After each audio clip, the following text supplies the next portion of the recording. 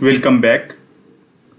In the previous class, I have discussed about the norm, and what we have observed that the norm on a norm linear space is a natural generalization of the length of a vector on R2 or R3.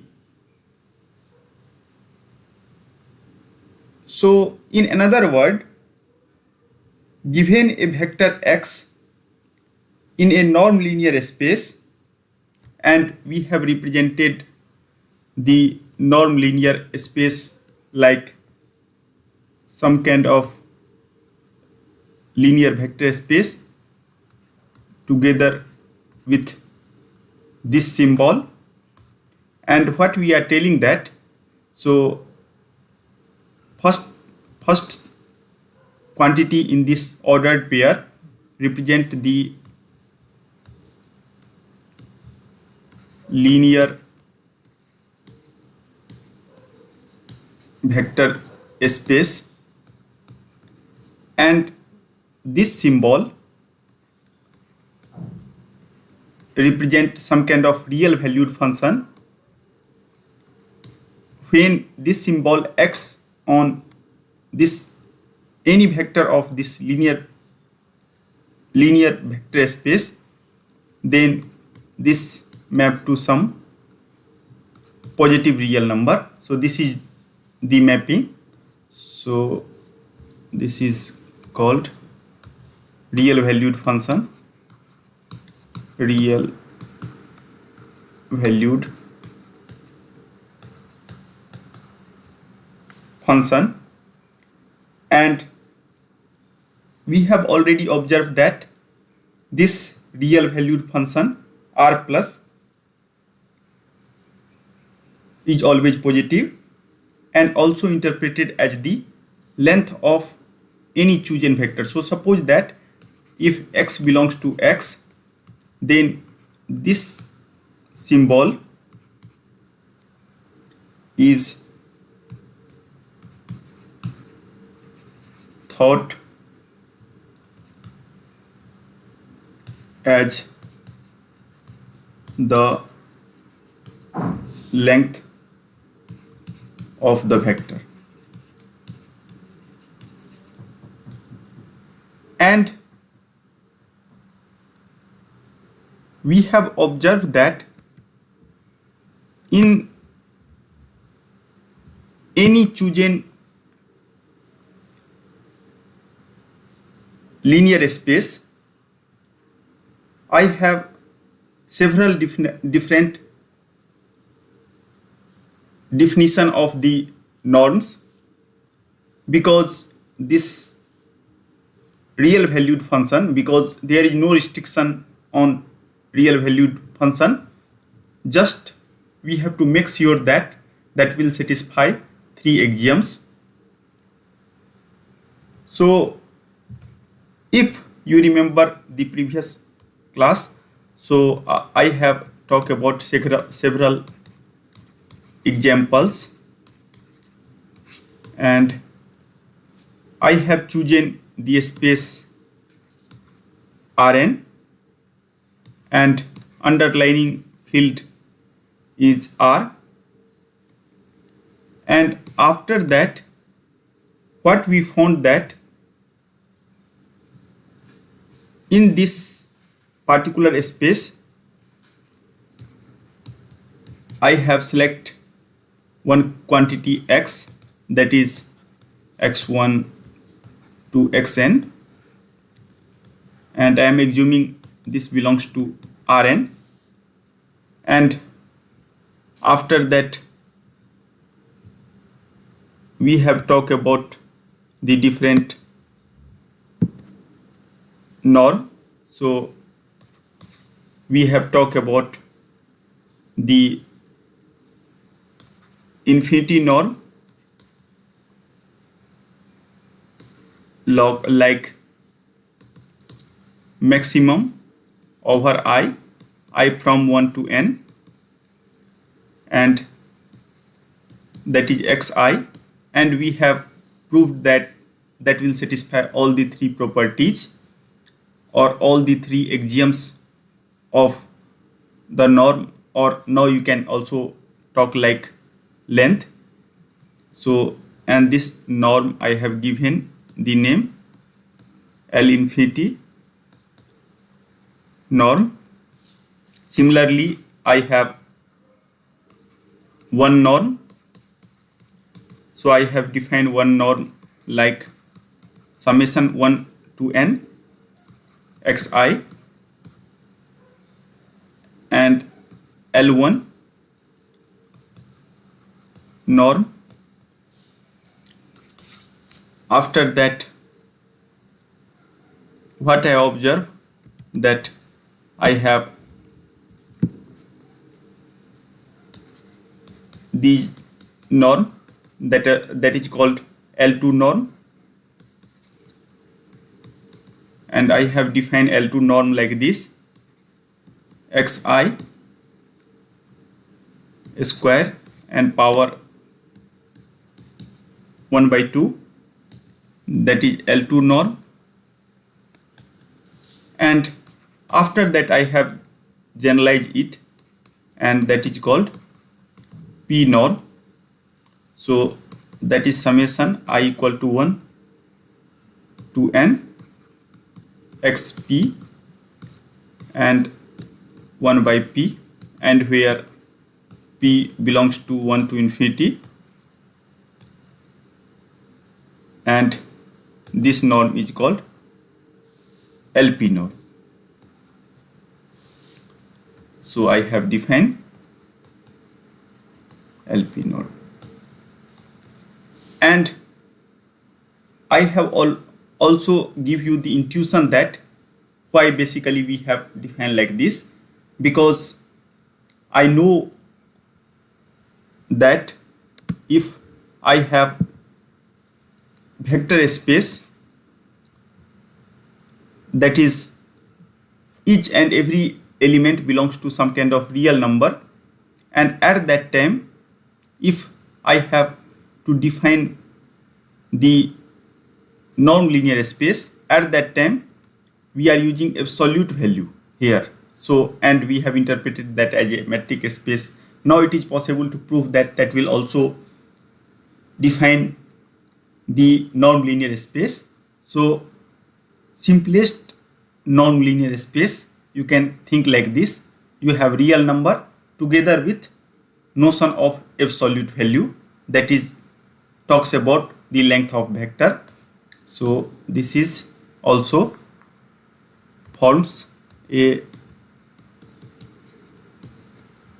norm linear space, and in this space it is possible to show that all norm L1, L2, L3 or L infinity all are equal. From the above example, just putting A, B, C, D, you are able to see that because I have only one component of some vector, so even if you will take the square and summation 1 to 1 and after that 1 by 2, then same quantity is going to remains there. Due to that reason, I am telling that all norm are exactly equal in this particular non-linear space. So if somehow I understand the physical interpretation or physical implementation technique for this, so I will create some kind of hardware to implement this. Using this hardware, I can implement any norm. So that is our somehow intuition, and based on that we have defined A, B, C, D, different kind of norm. Similar kind of thing we are also going to observe when some vector space contains the vector in form of matrices or form of function. Now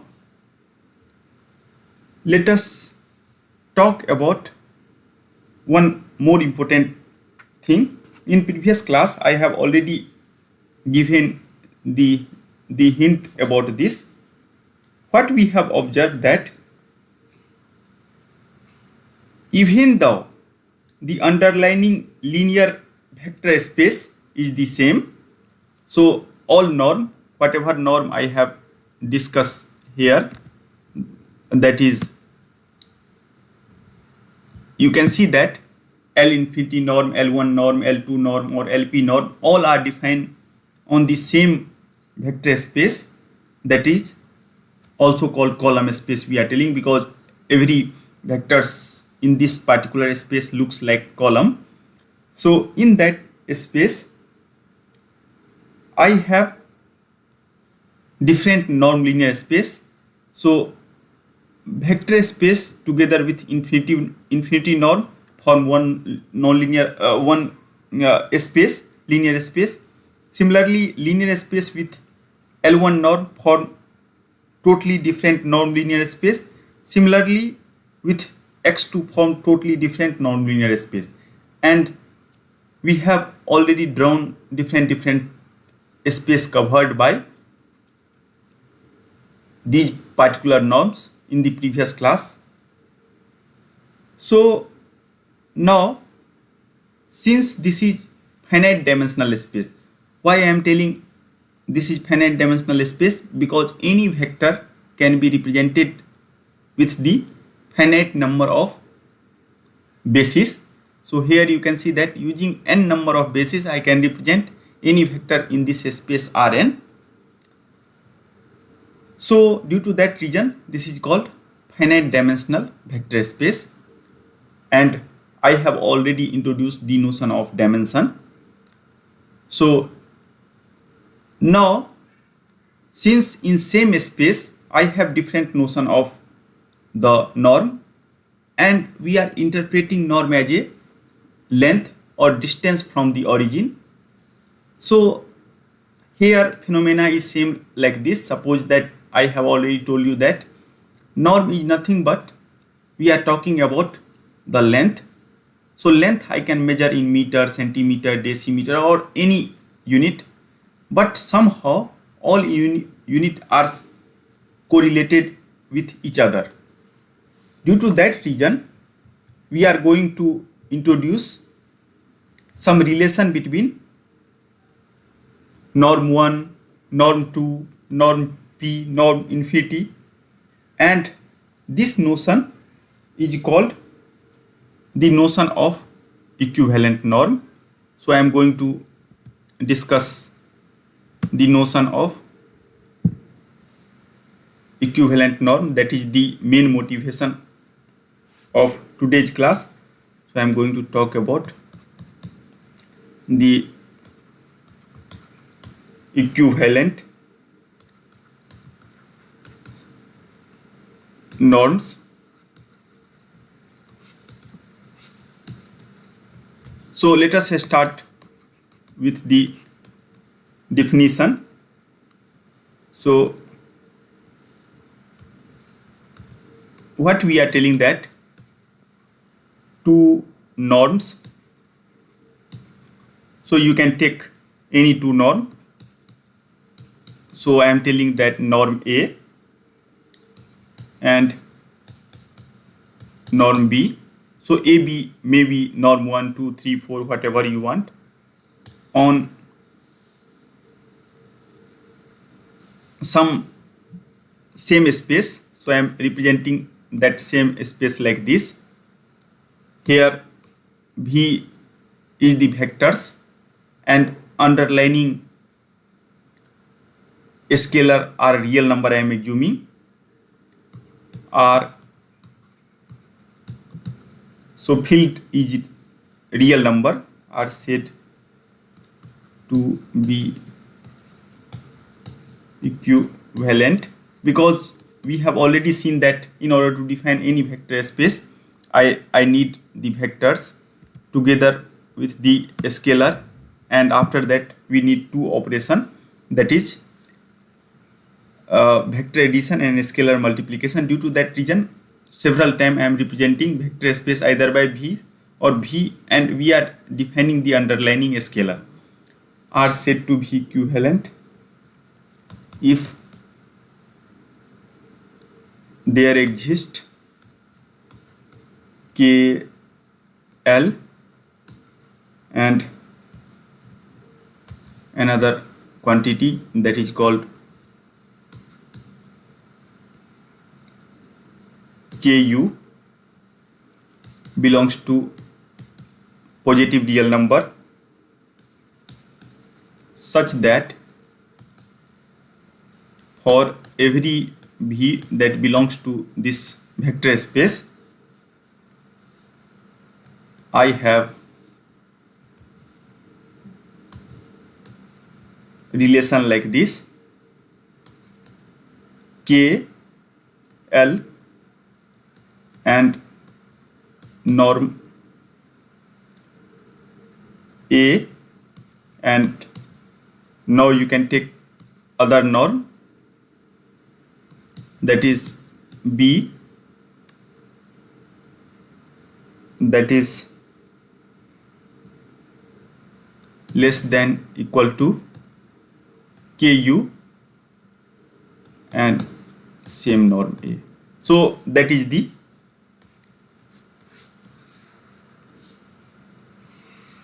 relation between any two norm. And in finite dimensional space, you are always talk about the equivalence. So it is important to observe.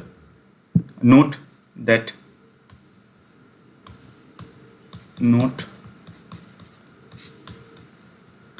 above relation is only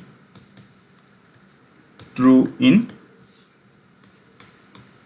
finite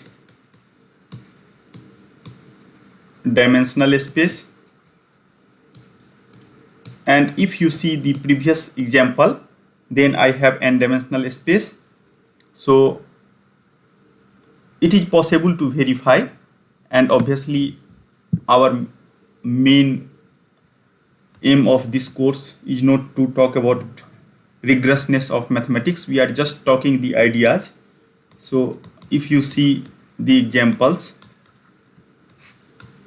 so if I will take same space, so I have column space where vector in form of column and underlining a scalar is real number, then it is possible to verify that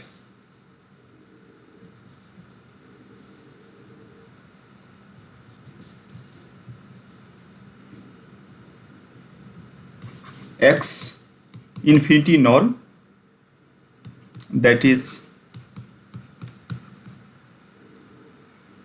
relation like this: n x infinity, where x belongs to Rn, which has n number of component. So suppose that if you have two-dimensional space, then here n equal to 2, and this is, so in any mathematics book it is possible to check that how to prove this particular inequality. I am not going to prove, just you can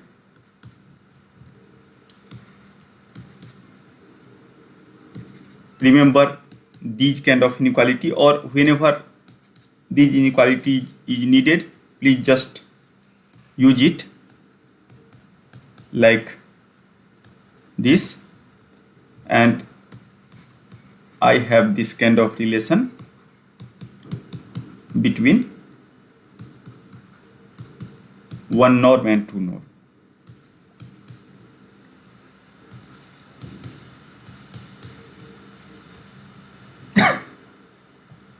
So somehow we are telling that even though non-linear space is totally different, but if all norms are defined in same space, then somehow they are correlated, and one can easily derive the expression for the correlation.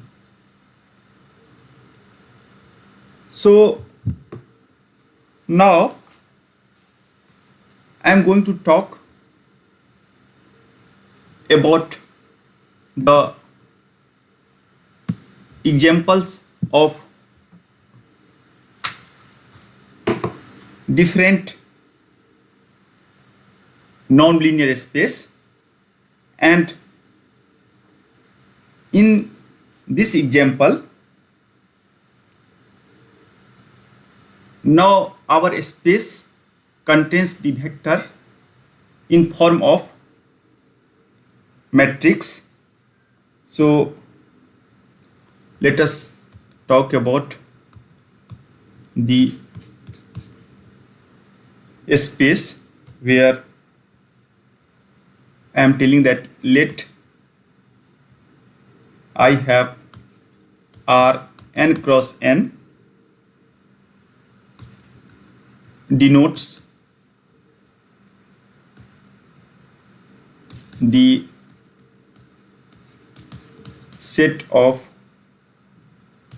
all n cross n matrices.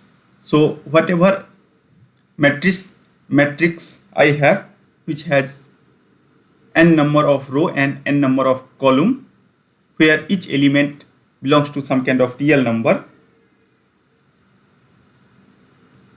with real elements,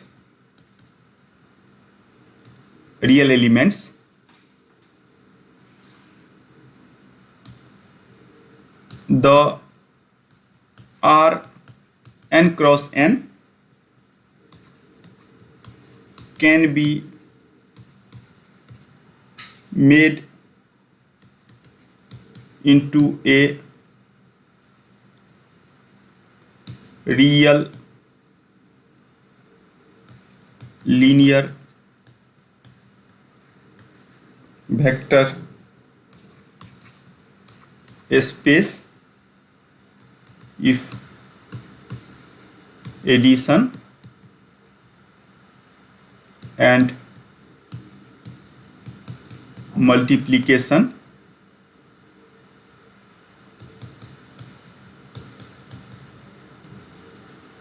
are done component wise. So we have already observed this kind of things during the discussion of the vector space. So we have considered three different kind of spaces. One space is filled with vector in form of column.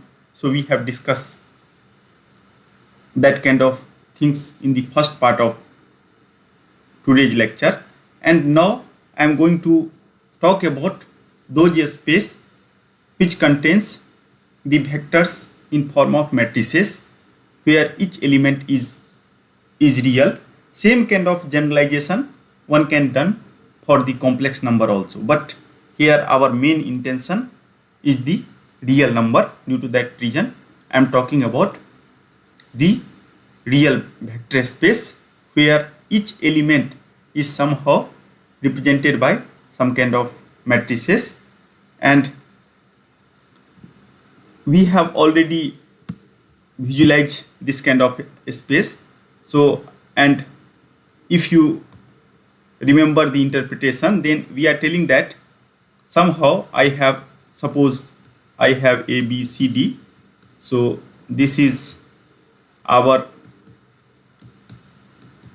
2 cross 2 space, and in this space if you try to see the vectors, so we have already observed that in this space basically I have vector somehow that is like this. So this is A 0 0 0, this is 0 B 0 0, that is the basis, 0 0 C 0, and this is 0 0 0 D. and this point is nothing but 0, 0, 0. So in this particular space, if I have to denote some particular point, then that is this particular point is the linear combination of this matrix, this matrix, this matrix, and this matrix. So this is the point P. So I can always able to represent this point P as a some x a 0, 0 plus y, that is 0 b 0, 0. Similarly, I have plus z, that is 0, 0 c 0, and lastly I have some kind of w, and that is 0, 0, 0 d. So I can represent any element in this particular space by changing x, y, z, and w. So this is the interpretation of the space where each element is represented by some kind of matrices. Now I am going to introduce the notion of norm linear space. So I have to define the appropriate norm in this particular space. So let us talk about the norm. So again, now we have understand that how to define the norm. So after defining norm, we have already understood that in one space I have different notions of norm. So I have taken matrices as, suppose A is matrix that belongs to, I am talking about the generalization. So if I talk about the norm linear space, so now I am going to talk about the norm linear space. So in order to talk about norm linear space, I have to define a space together with some norm. So now our interest is how to define these norms. So one of the straightforward way to define this norm is like this. So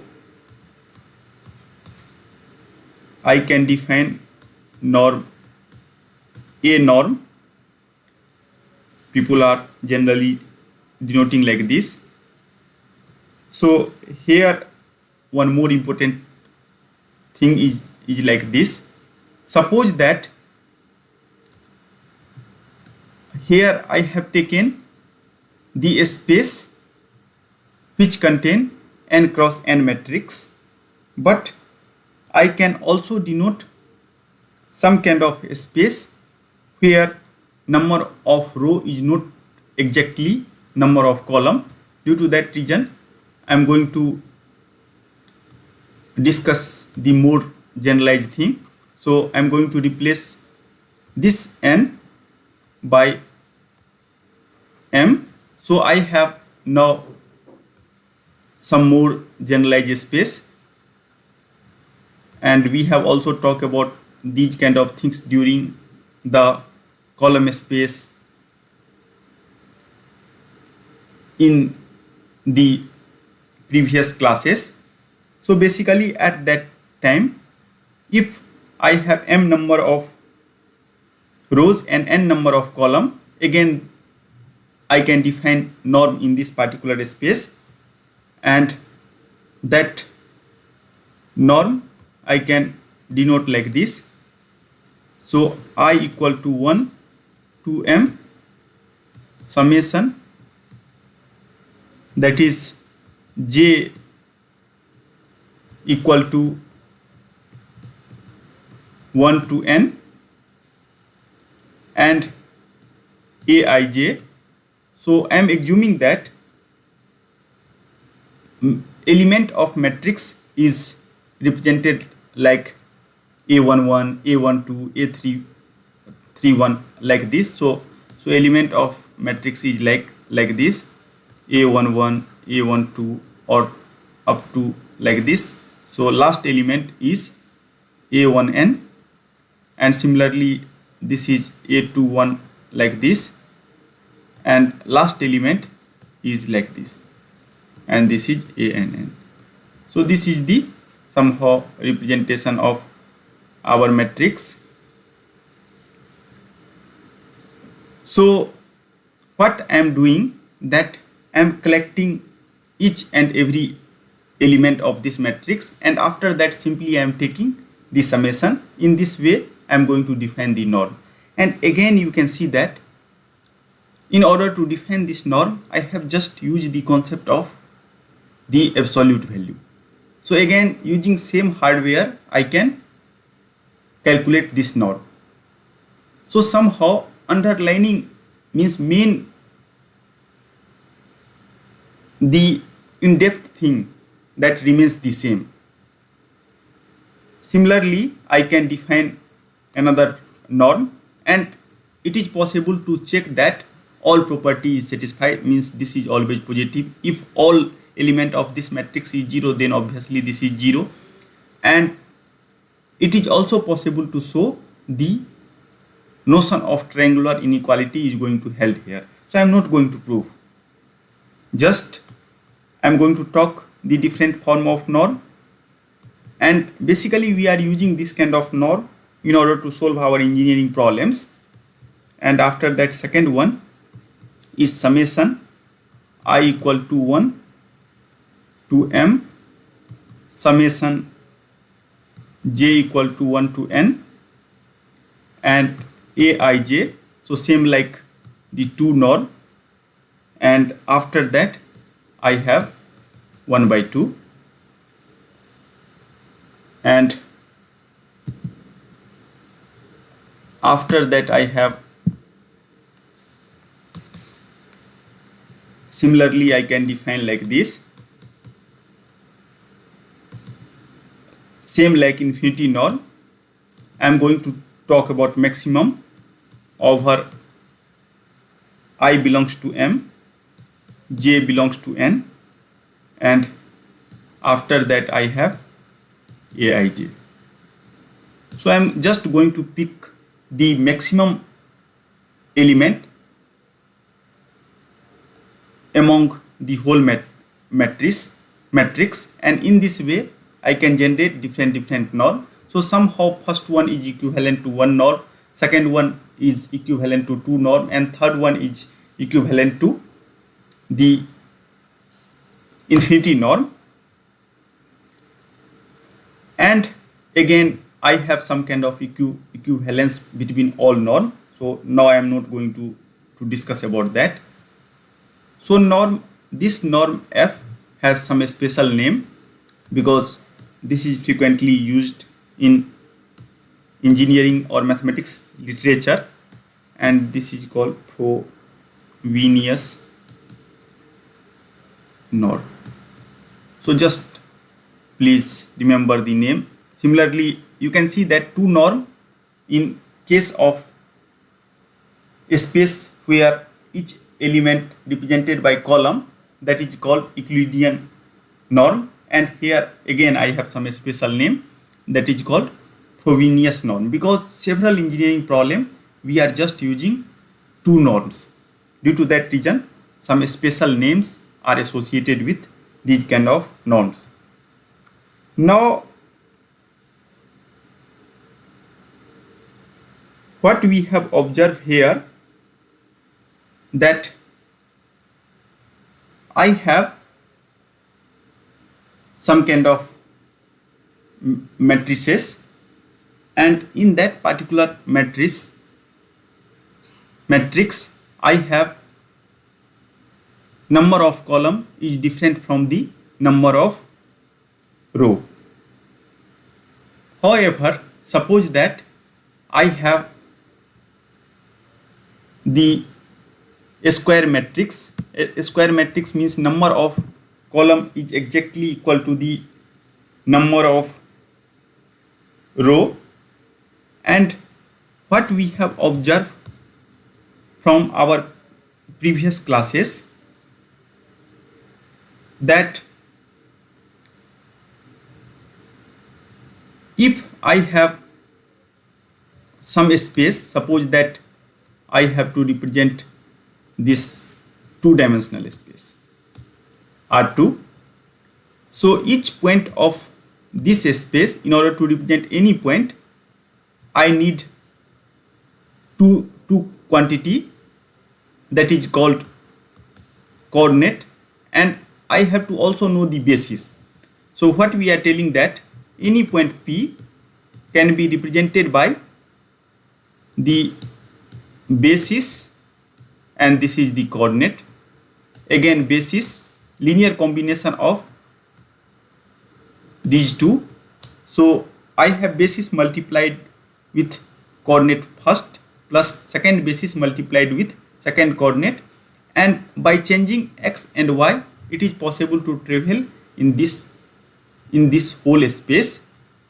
And also I can write this in form of the matrix, and that is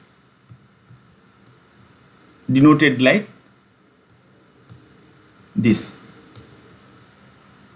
And what we have observed that notion of basis is not unique. I can define infinite many bases on one space, and if I have some matrix A that is 2 cross 2 matrix, and if that matrix is invertible, so I can replace 1 0 0 1 by that particular matrix, and again that will span the whole space. So basically now I have generalization that in order to represent this whole space, I can also write this is nothing but A, X and Y, where A is any invertible matrix. So, and what we have observed that invertible matrix also serve for the basis, so it also denote the basis. So now what we have found that there exists some connection between the square matrix and the space filled with the column vectors. So somehow there exists some kind of mapping between the above space we are talking about.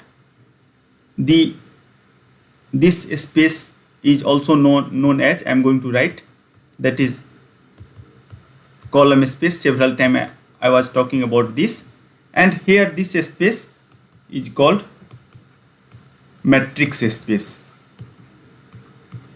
So there exists some kind of mapping between these two. So what I am telling that there exists some kind of mapping between these two spaces.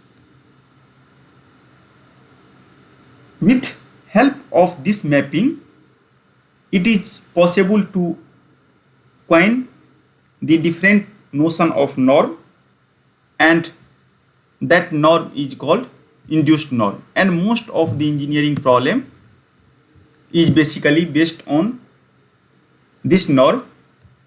So now I am going to talk about the induced norms. So please be careful whenever I am talking about induced norm. at that time I am assuming that whatever matrix I am going to talk, that denotes some kind of a square matrix. So a space is filled with the square matrix. So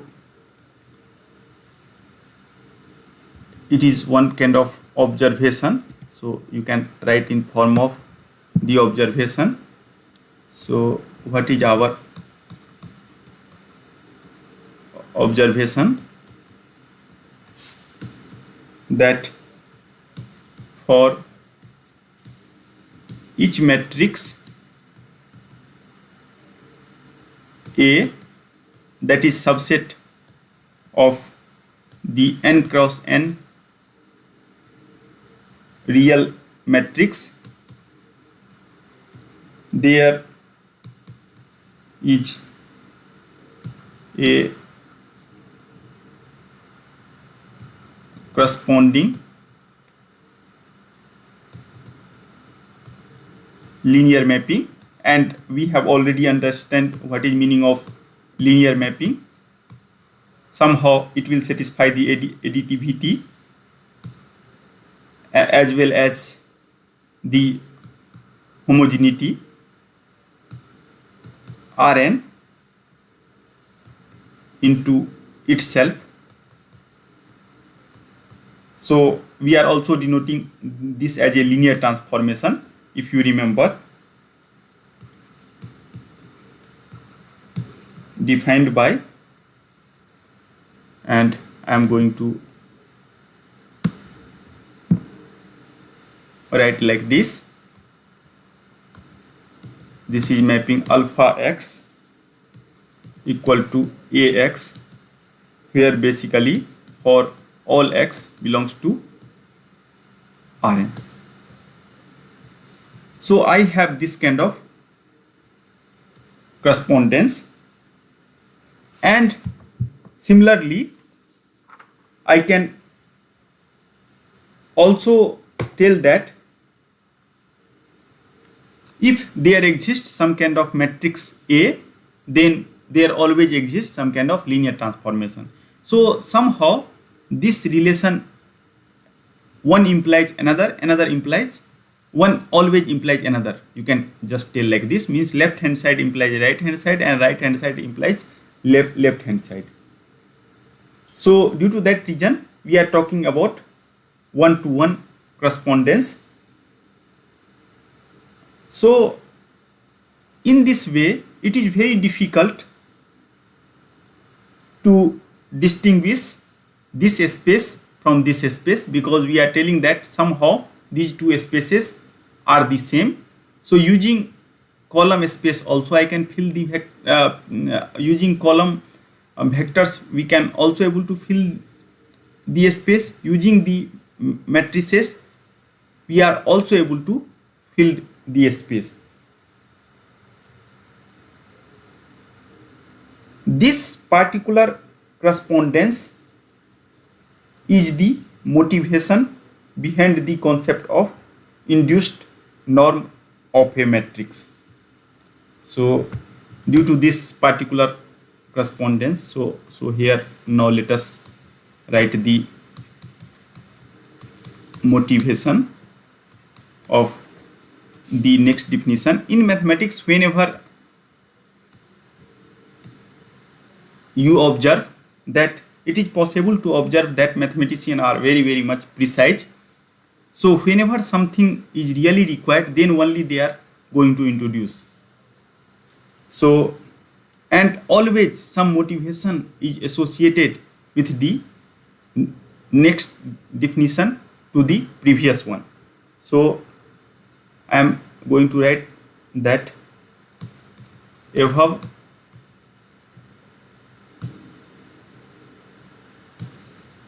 correspondence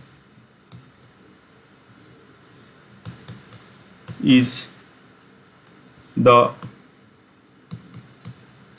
motivation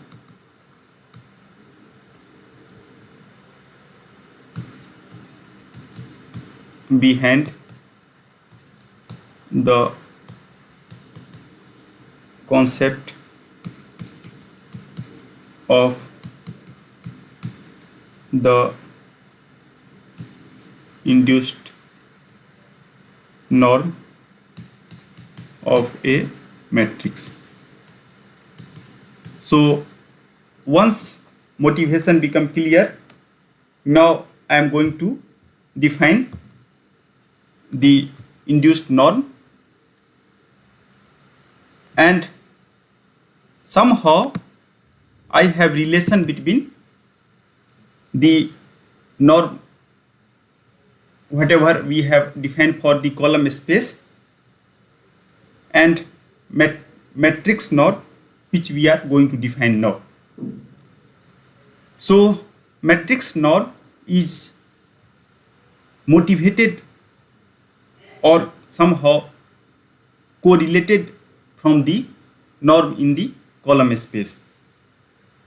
If you do not have a square matrix, then we have already seen in the previous example then how to define the norm.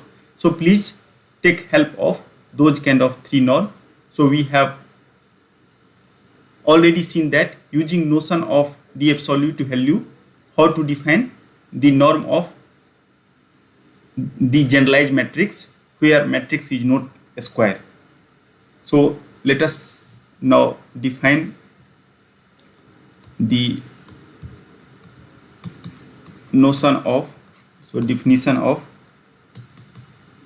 induced norms. So definition is like this. So first I will write the definition, formal definition, and after that I will talk about the definition.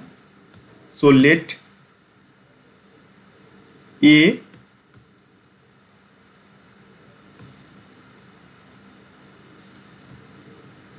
is mapping from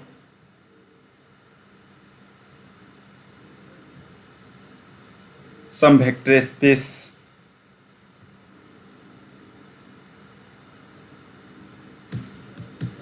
where vectors is u, and here I am assuming that my space underlining scalar is real number to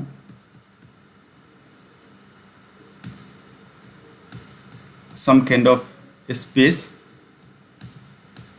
like this,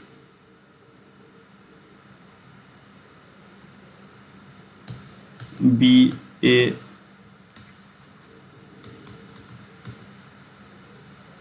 continuous linear operator. Linear operator means those kind of operators which will satisfy the property same like the vector space, means property of linear combination with respect to addition and scalar multiplication. Let U be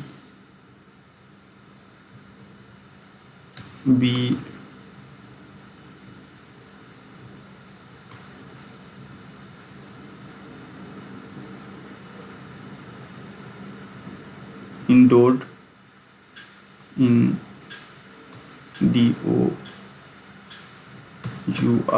endowed with the norms. So I have two different norms, that is U, and here norm is V respectively. Then the induced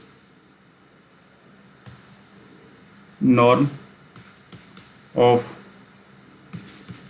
A is defined by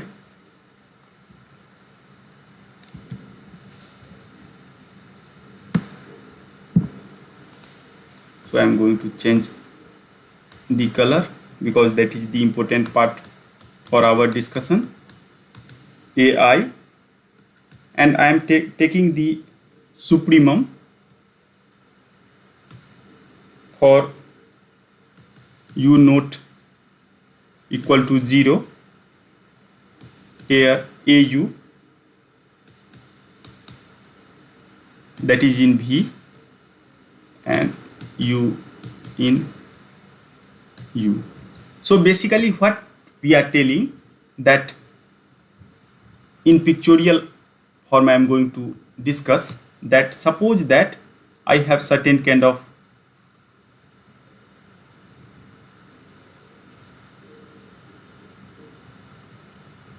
box where operator A is basically lying here, and if I apply input that is u, then finally I am getting something like au, or if you will give x, then you are going to get the ax. So same kind of things.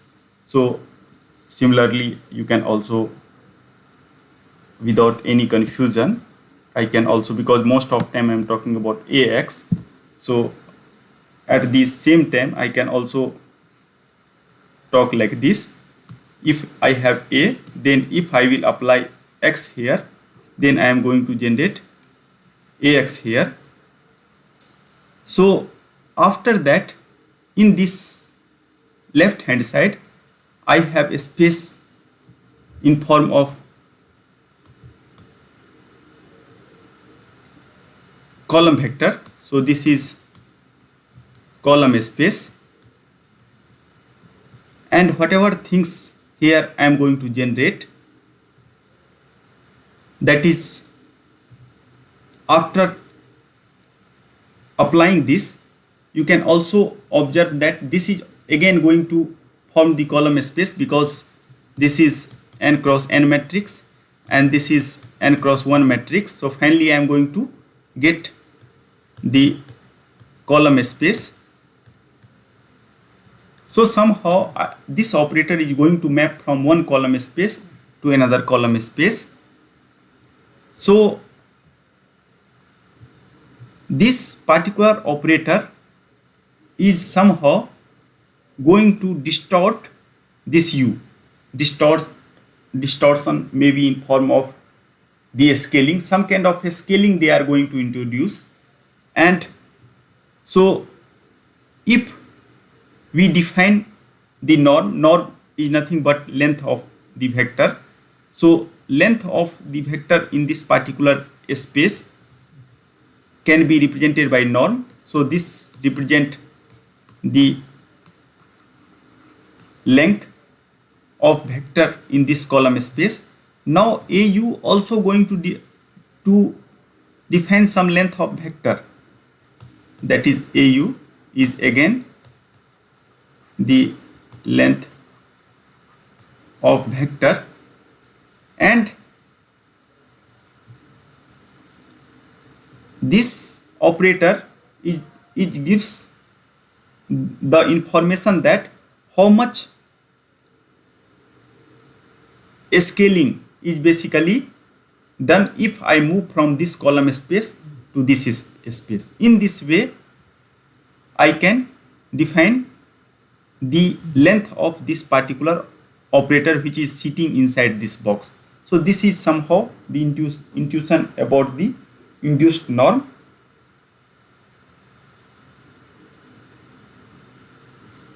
And supremum, interpretation of supremum is here. Somehow I am going to talk about the least upper bound, which is the ratio of this and this, because distortion is not uniform. So I am going to collect the maximum distortion. Due to that reason I have used the word supremum here. I hope that you all are aware with this word supremum. So there exists certain difference between maximum and supremum. So suppose that if I have some thing like some real number, so here I have taken this interval. So for example, a is 4 and 5. So if I have set like this, then I can write maximum equal to 5 and supremum also equal to 5. Now suppose that if I have something like this 4 and 5, then at this time maximum is not defined, because here I have no close bracket, so I do not know this value is 4.999 or 4.999 and one more 9, but I can always define the supremum that is equal to 5. Due to that reason I have written supremum, not maximum. So that is the meaning of the geometrical meaning of the definition. So let us write the geometrical interpretation, because that is always important. So I am going to write the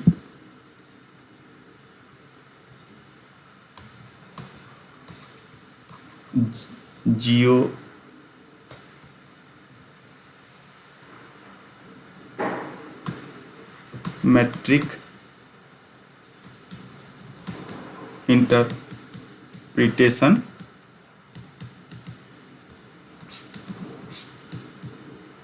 So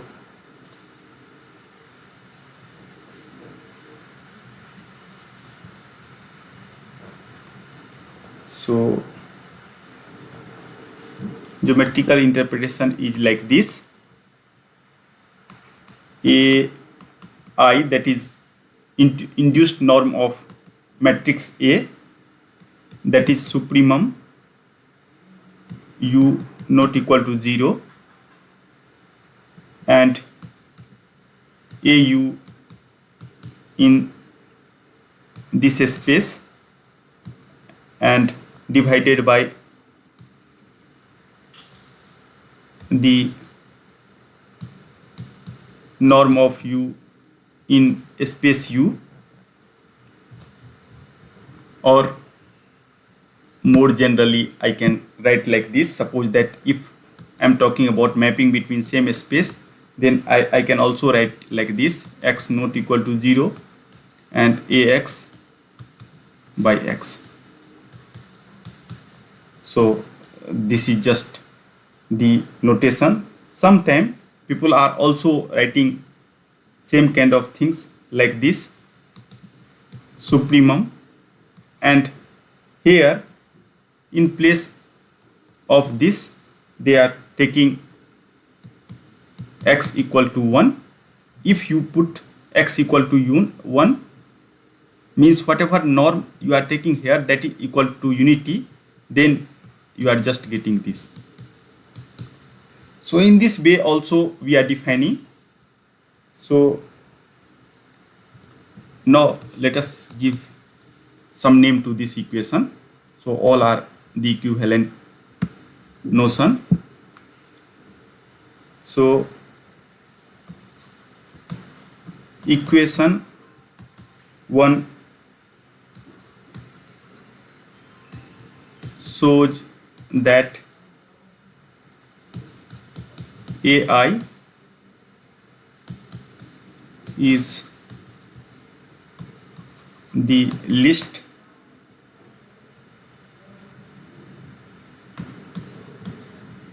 upper bound of the ratio, that is ax by x, as x varies. Least upper bound means somehow we are talking about the supremum, varies over Rn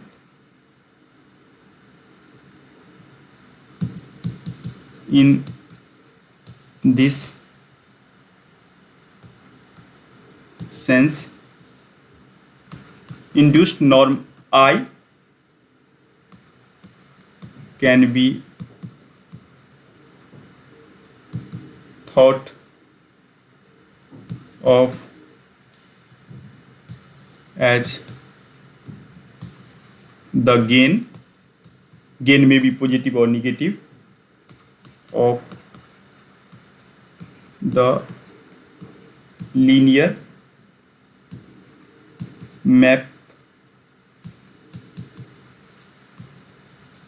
corresponding to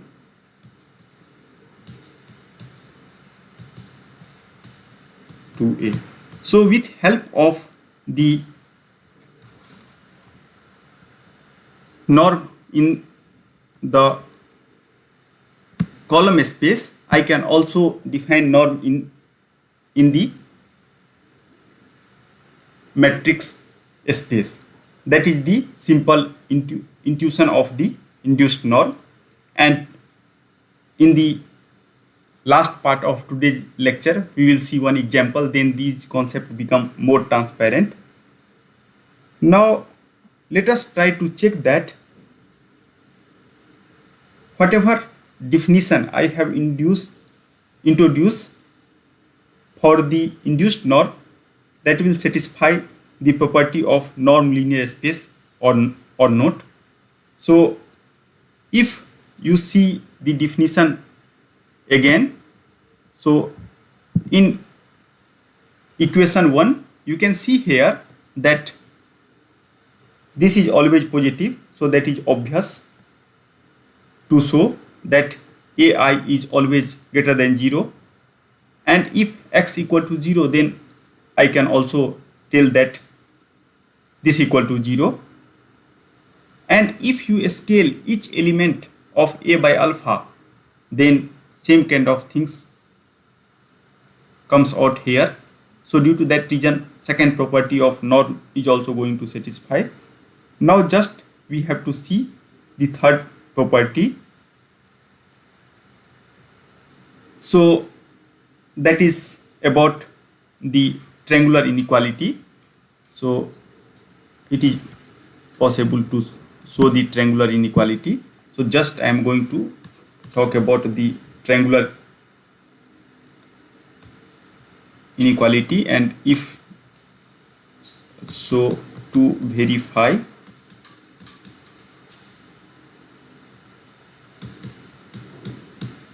triangular inequality,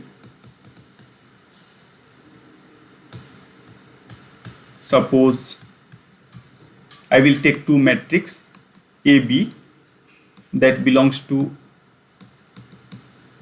n cross n matrix, then I can further write like this.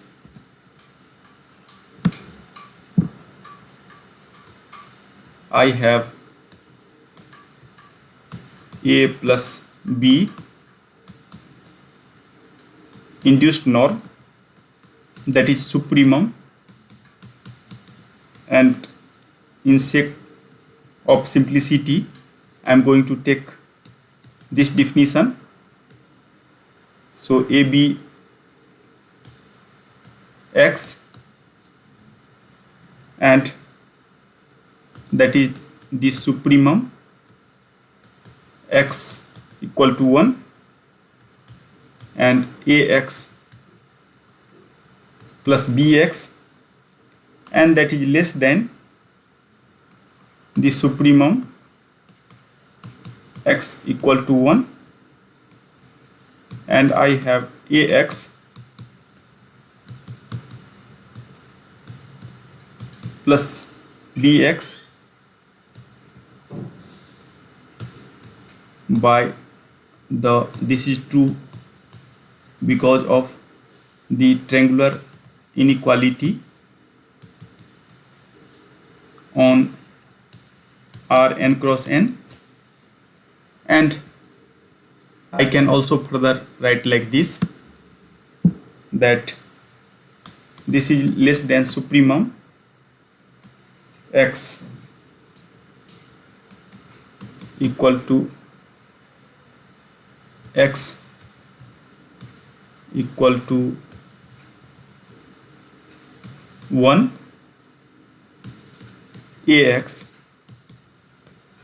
plus supremum x equal to 1 bx, and this is nothing but ai induced norm of A and induced norm of B. So it is possible to show that whatever definition I have coined for the induced norm, that will satisfy the all property of the norm. So somehow I have the matrix, and so now let us try to write the conclusion. So conclusion is like this. I have matrix A and I have norm like this. So this will form norm linear space.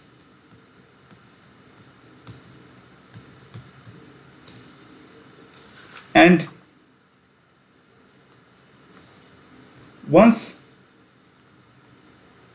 we are able to see that this will form the norm linear space, then I can now able to talk about infinity norm, one norm, two norm, same like the norm in the column space. So let us try to write that kind of things. So basically here I have norm on Rn in column space, and now I am going to write induced norm on Rn cross n. So suppose that I have some vector x, that is x1, x2 up to xn, and that belongs to Rn.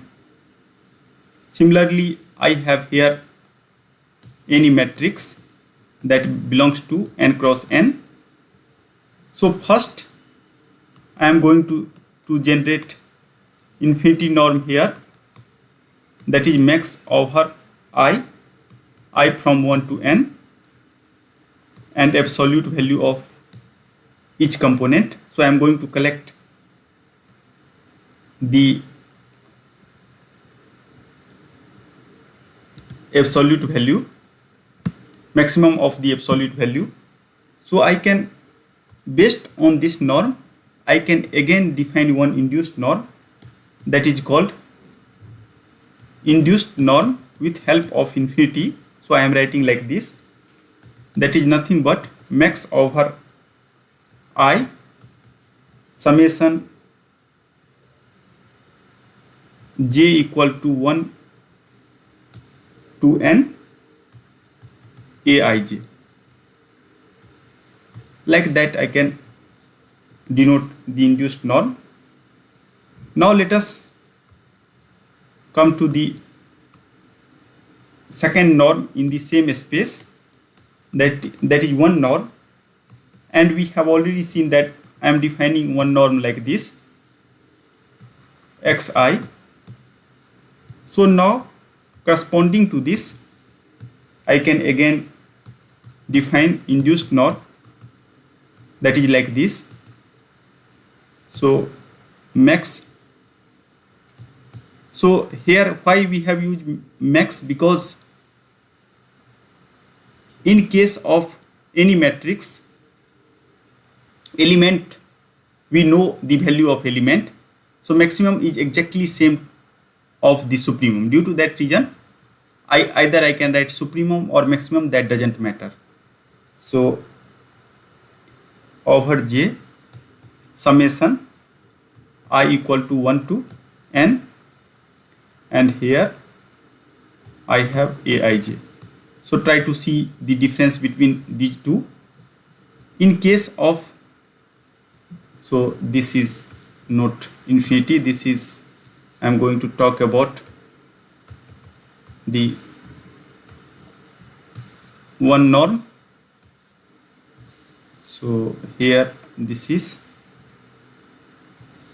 basically I1. So induced norm 1. So whenever I am defining induced norm with help of infinity norm, at that time I am going to see the maximum over the row. But in case of the induced norm with help of 1, at that time I am going to see the maximum over the column. So please be careful. And similarly, I can now define for the 2 norm, that is the summation 1 to n xi square power half. So an induced norm in this setting I can write like this: lambda max A, so A transpose A. So people are writing like this because sometimes it might possible A matrix may be complex, but in our case we know this is the each and every component of this matrix is some kind of real number. Due to that reason I can going to denote like this. So in this way we are defining the induced norm for the matrix, and there are several beautiful property related to this norm, and we are using that kind of property to solve several problems in our daily life to solve the several engineering problem. We are using that property, so I am going to write that property. So properties, and in last I will talk about, so this is basically the facts. I am not going to prove. Due to that reason I am writing in terms of properties or fact. Induced norm, and property is like this. Suppose that you have now 3 different norm linear space. You can assume first norm linear space is like this, second norm linear space is like this. So whenever you are solving any problem related to system engineering now means you can take either the system that is belongs to electronics engineering, belongs to electrical engineering, mechanical engineering. So you can take any system, then it might possible we have more than a space. So I have a space of input, a space of initial condition, a space of output. Due to that reason I have taken 3 different space, be a norm linear spaces and So now I am going to generalize. So whenever I have talking about the generalization, then somehow it might possible I have some kind of matrix which is also not the square matrix. Again, similar kind of definition is applicable. So I have matrix A which operates on V and going to produce W. Similarly, I have matrix B which operates on U and going to produce V. And suppose I have another matrix that is C, when that is going to operate on V, that is going to produce W. So this, I have taken this kind of, I am assuming this kind of operation, but this operation may be different, and that depends on the selection of your particular problem. Then we have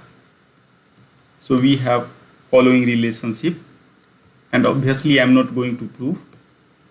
So I have A, and when if that will operate on the vector on this space, and I am assuming V belongs to this particular V, and after that we go to the next space that is W, then I have this kind of relation, induced norm of I, and this is in V.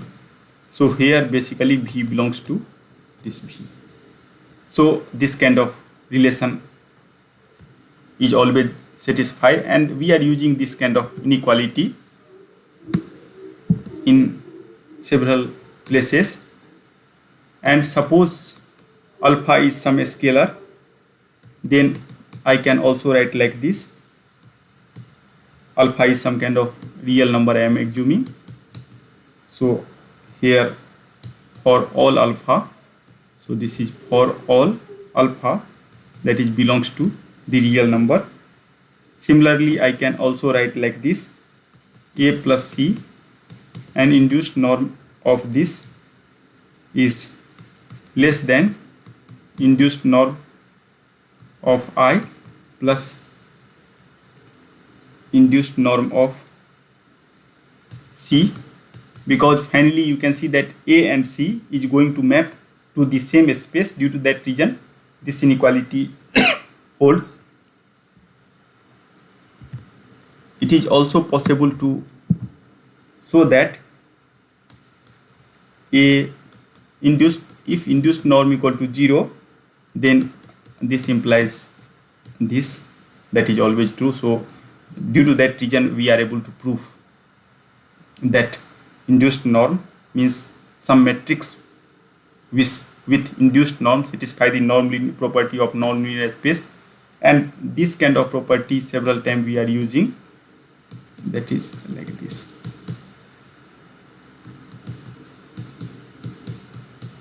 So if you have interest in the proof, then please just check any standard engineering book, because proof is very, very obvious, and it is not so much difficult to see the proof. Now I am going to talk about the one example, and after that we are going to calculate the induced norm and try to visualize that induced norm geometrically.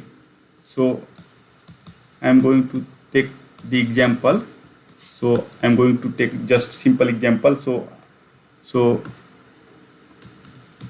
consider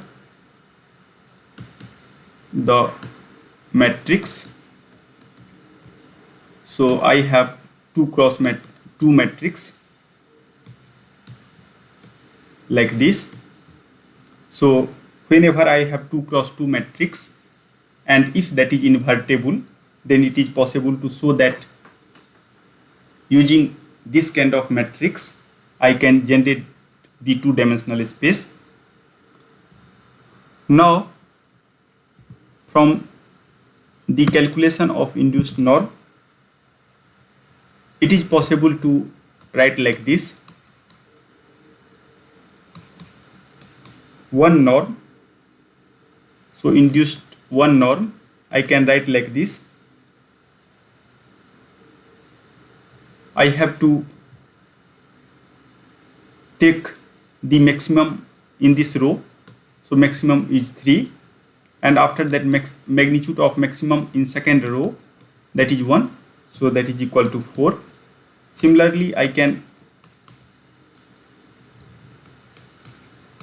write the induced norm with respect to two norm, and if you calculate that based on the formula, then this kind of result come into picture, because we have already seen that in order to define the two norm, I have to calculate A transpose A. After that, I have to calculate the maximum value, and after that I have to take the half of this. So I have written here the direct calculation. So first you can calculate A transpose A.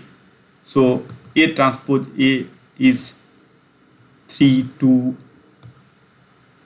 and this quantity is -1.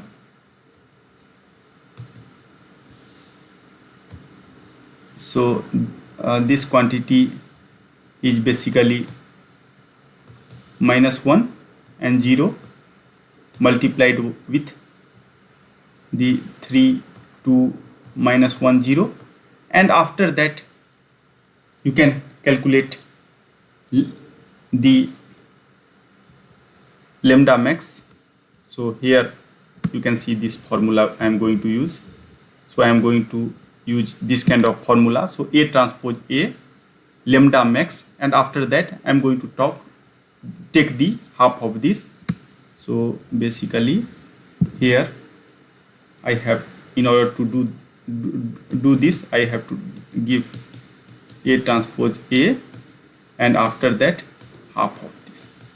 And if you do this calculation, then you are going to get this number. So please just check it. And after that I have infinite norm. So for that I have to now check the same matrix again. So matrix is 3 and 1. So I have to now take the maximum value column wise. So this is 3, and in second column, that is 2, so this is 5.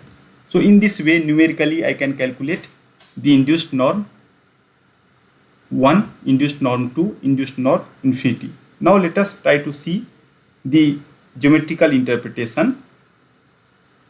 So what I have already discussed, that since this is 2 cross 2 matrix, so using 2 norm, I can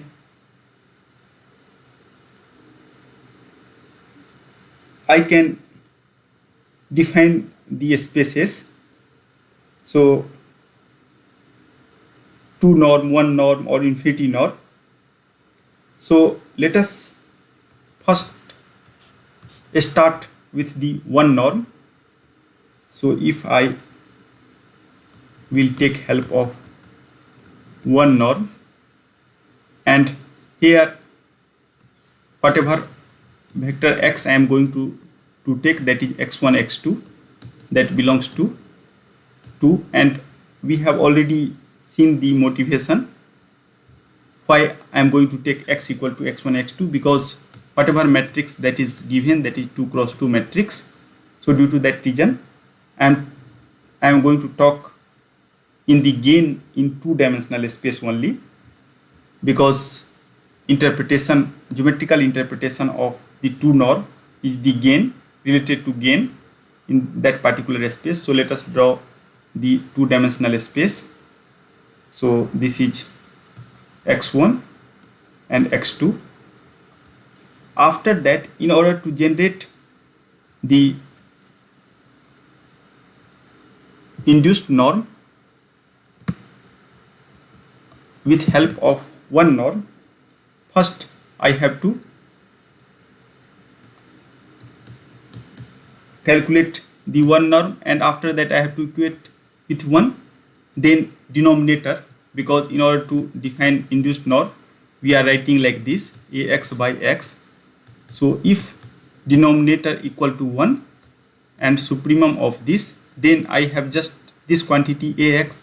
Due to that reason I am going to fix a norm, one norm equal to 1, and I am going to draw the area covered by that particular norm, that is x equal to 1. So, and that is nothing but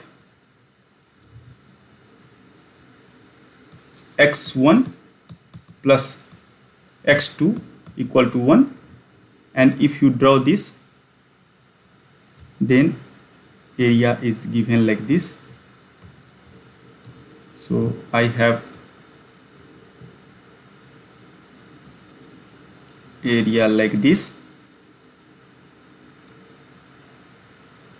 So somehow I have this particular thing. Now this point is nothing but 1. Similarly here is also 1, means each side of this represents the 1 unit. And after that, what we are telling, that I have to scale this by ax. So, and so due to this reason, this shape is going to distort, and if you see the distortion, then I can see that basically I have some kind of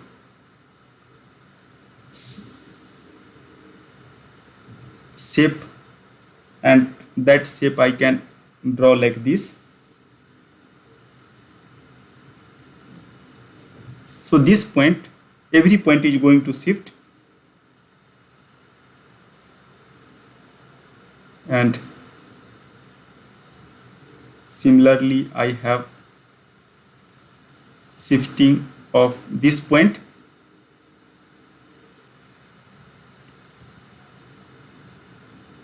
and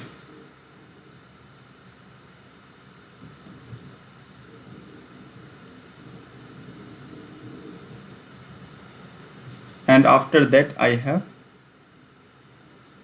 this. So, and I am talking about the norm generated by ax. So somehow I have to add this length plus this length. So what we are telling, that I have some x equal to 1, and after applying ax I will get this kind of geometrical figure, suppose that. So then geometrical interpretation of the induced norm created by one norm, that is the summation of this side plus this side. So the sum of these two magnitude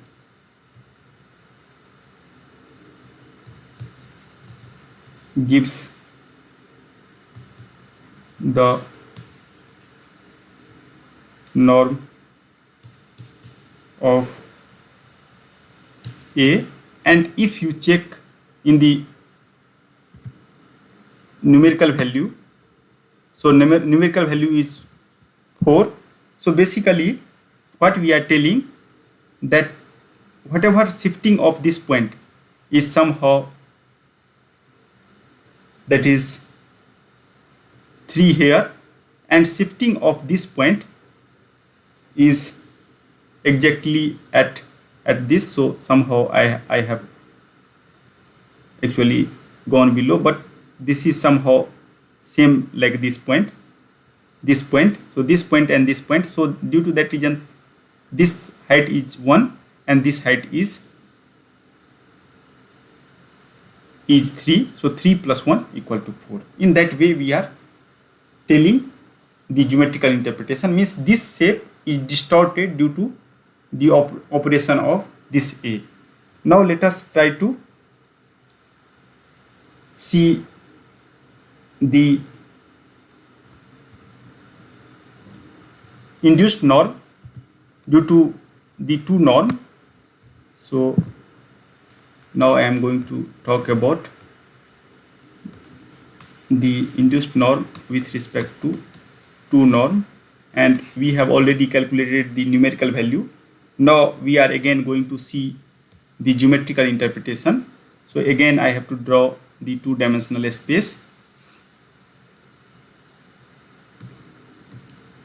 and here I am assuming that every vector is represented have two components, x1 and x2.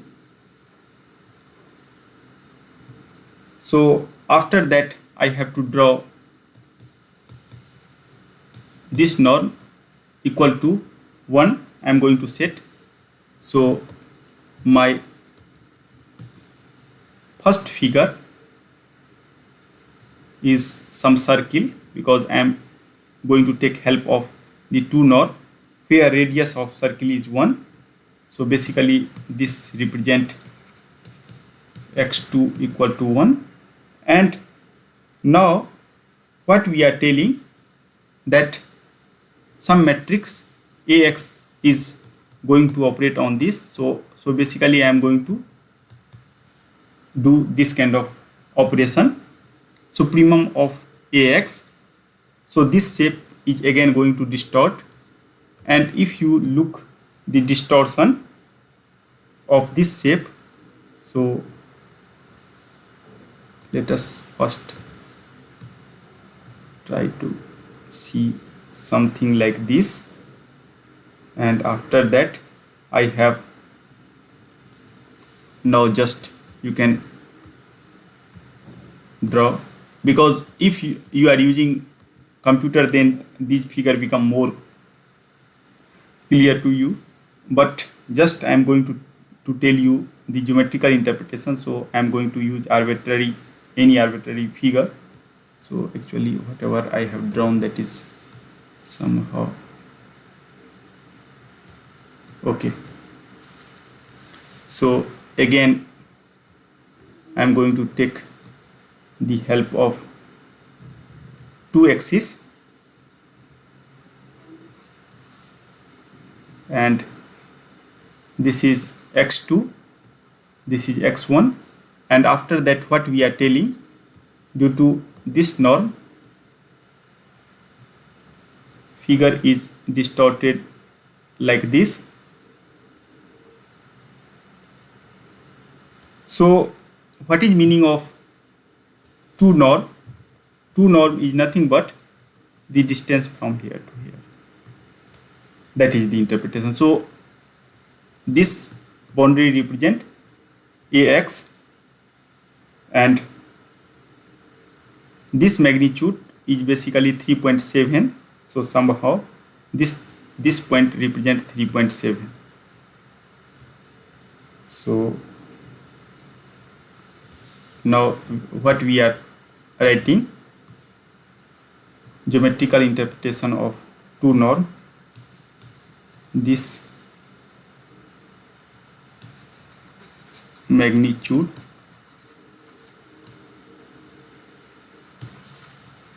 gives the norm of it.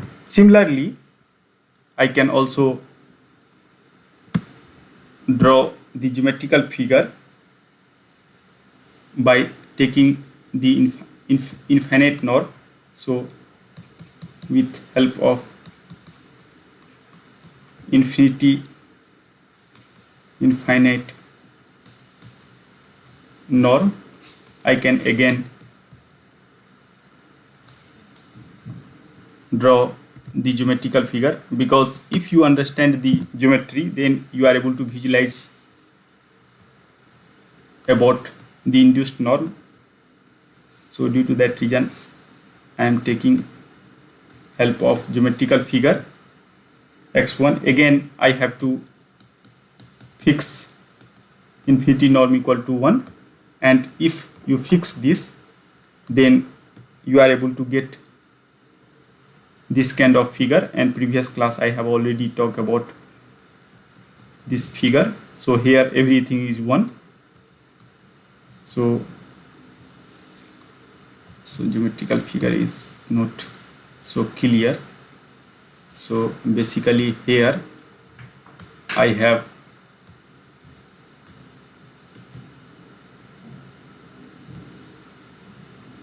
now I have to draw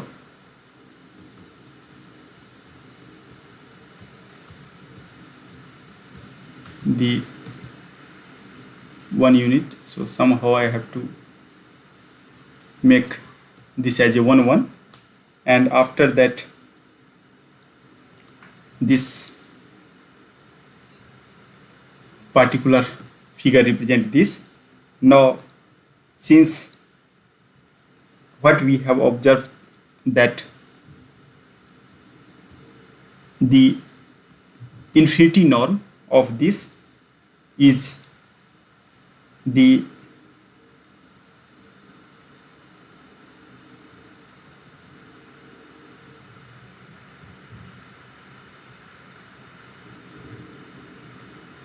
in order to calculate the infinity norm, we are proceeding like this. So basically I have something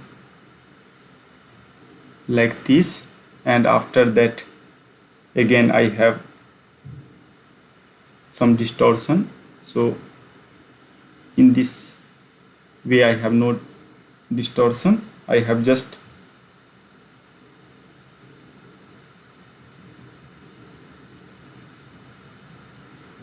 because you try to see here that during the calculation of the numerical value, the infinity norm is 3 plus 2, so that is equal to 5. So 3 plus 2 equal to 5. So that is the maximum deviation, and so basically that maximum deviation is nothing but the length from here to here. So this magnitude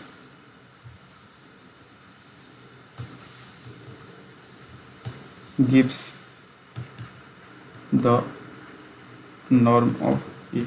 So in this way one can visualize the norm, and this value is 1. Similarly, means if you draw the more proper figure, then you are able to understand.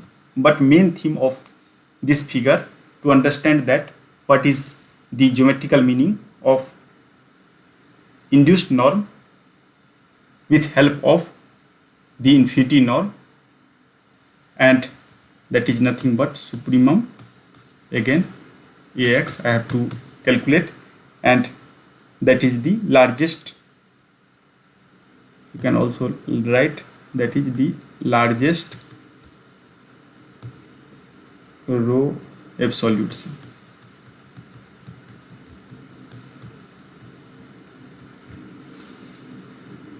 So till now what we have observed that if I understood the definition of norm in column space, then it is possible to extend same kind of definition for matrix space with the help of the linear operator, and somehow we are interpreting the effect of linear operator is different for the different norm.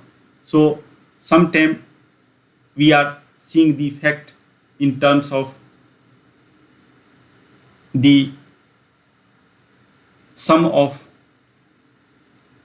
the column, sometimes we are see the effect in some in form of row. Sometimes we are seeing the distortion in form of the radius of circle. So in this way we are defining the induced norm, and somehow in two different way I can visualize the norm in matrix space. One definition is based on the absolute value, and second definition is based on the induced norm.